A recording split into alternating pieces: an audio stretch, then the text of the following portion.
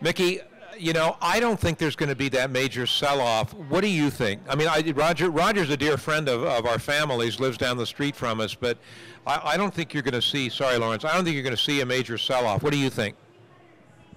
Well, I'm not going to predict about what's going to happen in the major market because that's not my area of expertise. What I will tell you is the opinion that if the major markets have a sell-off, and we're talking U.S. markets after all, it's still the old adage that when the U.S. sneezes, the rest of the world catches cold is still in force because the U.S. dollar is still the world's default currency, rightly or wrongly. If the major U.S. markets have a major sell-off, the junior resource sector, as it did in 2008, will sell off equally as bad, if not worse, because these are high speculative exploration companies. They do not have cash flow, and when people get nervous, the first thing they sell are the high speculative venture capital portions of their investing portfolio, and that will be the junior resource sector. As I'm walking over here to give the microphone to Eric, to really clarify what I went on record as saying, and you don't ever want to go on record, but when you do radio, you're on record. I would agree with Roger and others about the conventional stock market. But in terms of the resource sector, I mean, I don't know. Everybody's right. You know, a clock is always right at least twice a day, or the same at least twice a day. I don't think that you're going to see the major sell-off, but that's Al Corlin's opinion. I, like Mickey, am not an expert in the conventional market, so I have no comment on that. Mr. Coffin, do you have a comment? Yeah, okay. I guess I'm kind of in the middle because I'm kind of sandwiched between a couple of these guys, and I'm having a hard time visualizing, thankfully, because I have trouble sleeping. I'm having trouble visualizing 3,000 or 4,000 on the Dow.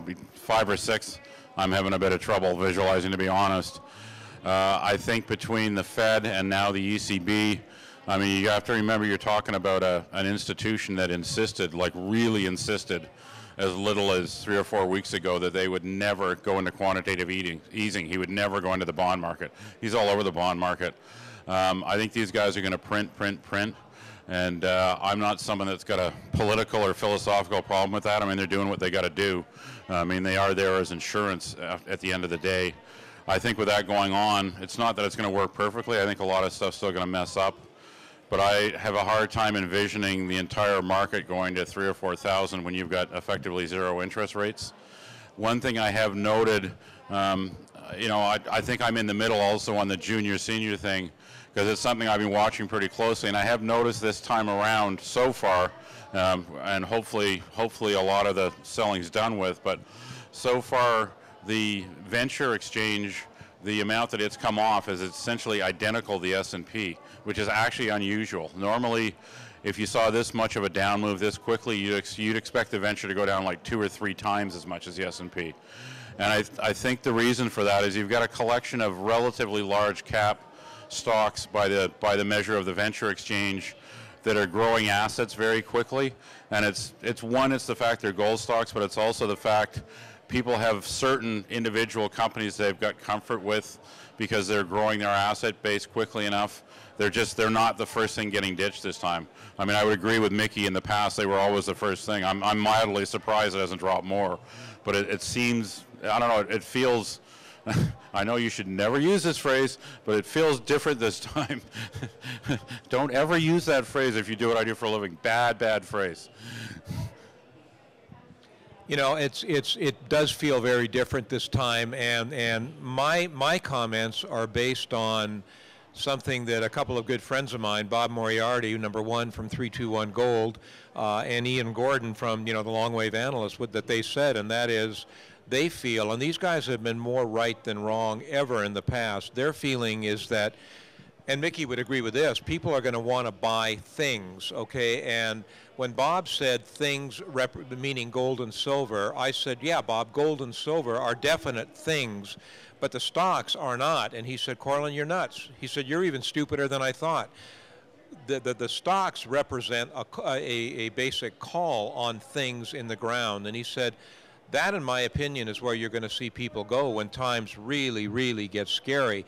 You know, Ian, when I was talking with him last week, said the other place I'd recommend that people be right now is in cash, but he said, let me define what I mean by cash. By cash, I mean short-term notes denominated in Canadian dollars. And that's an interesting point. You guys have any comments on what I just said? Mickey, am I an idiot? You want to, any comments?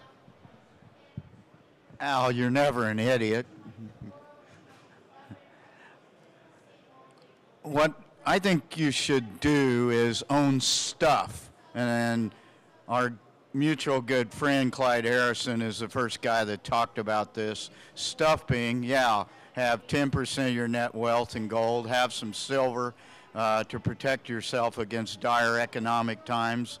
You know, I personally, if you read my stuff, you know, I kind of do live an actual mercenary lifestyle. I'm a Boy Scout. I'm always prepared.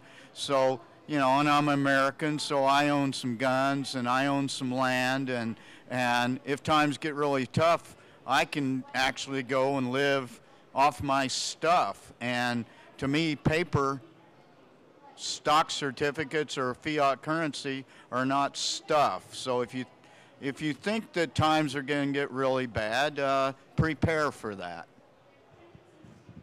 Mr. Ralston, I'm now going to call you Mr. because you're emerging as a genius again in my mind. Stocks aren't stuff. Do you agree with that? Some stocks are stuff, and other stocks represent real hard assets like gold and copper and other things that have fundamental value around the world. Look, we've talked a moment ago about how the U.S. government has thrown so much money at bailing out the financial system, and now we've seen the European governments and the International Monetary Fund step in, throw another $1 trillion at bailing out the European system. So we're talking about an imminent financial collapse here, but I think it's pretty clear that the governments are going to do whatever it takes to stop any sort of a financial collapse, and that means that the chance of a massive cataclysmic correction in the markets is, in my mind, is not that great, because the governments are going to do whatever it takes to stop it. But the implication of the government spending literally trillions of dollars in euros and pounds and yen and every other commodity to prevent the financial bailout has a very, very important implication, and that is the value of those currencies, as the printing presses are rolling flat out, the value of those currencies is going to be depreciated over time. And that means you really want to own stuff being gold and other commodities that have universal recognized values that are going to hold their value. So if you own gold and other commodities, or you own shares of which are backed by hard assets like gold, then the chances are pretty slim that those shares are going to collapse in value, even if the financial system collapses, which is highly unlikely, because we've got to be very careful here that a lot of the companies in this junior mining space are not backed by real assets. There's a lot of companies out there that are hoping to make a discovery next week, and some of them will, and they'll make a lot of money for shareholders. But there's other companies that have made discoveries that own assets that have real tangible value, and those shares are backed by hard assets, which are going to retain their value even if the fiat currencies depreciate, as they most likely will, given the extent of the bailout that's been thrown out there by the various governments. So, long answer to a short question is, shares of companies that are backed by real assets should hold their value no matter what happens in the broader markets. I hate to do this, but I think in all fairness to Mickey, I think that I'm going to get the mic over here. You can grab it if you want, but I'm thinking that, wouldn't you say that, as Lawrence said, a mining company that had stuff, not an exploration grassroots company, but a mining company that really had a balance sheet, would that represent stuff to you? Yes, it most definitely will. Cash flow is king, and it always will be king. I guess when I'm talking about the junior resource sector, I'm probably talking about 99% of the companies out there, or 95, let's say. I exaggerated. 95% of the companies do not have stuff. As Lawrence has very eloquently pointed out, they are speculative stuff based on the possibility or sometimes the promise of their insiders. They're going to find stuff, and they're at some point going to be backed by hard assets. So his point is well taken. Companies that are in production, that have net cash flow, positive cash flow, and can reward their shareholders with dividends are likely the place to be if you're in the market during a financial crisis.